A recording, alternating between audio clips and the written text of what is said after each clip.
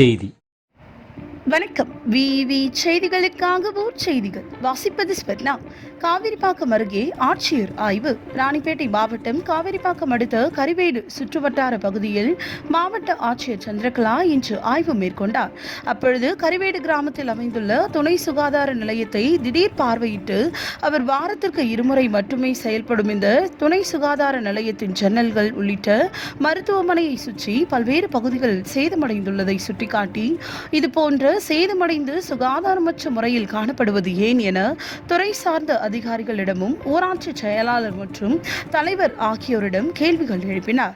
மேலும் இவ்வாறு சுகாதார நிலையம் பாதுகாப்பற்ற முறையில் உள்ளதால் கிராமத்தில் வசிக்கும் பெண்கள், வயதானவர்கள், குறிப்பாக கர்ப்பிணி தாய்மார்கள் எப்படி சிகிச்சை வந்து செல்வார்கள் என ஆவேசத்தோடு அடுக்கடுக்காக கேள்விகள் எழுப்பியதோடு உடனடியாக சேதமடைந்து காணப்படும் பகுதியை சீரமைக்க வேண்டும் என ஊராட்சி மன்ற தலைவரிடம் உத்தரவிட்டார்.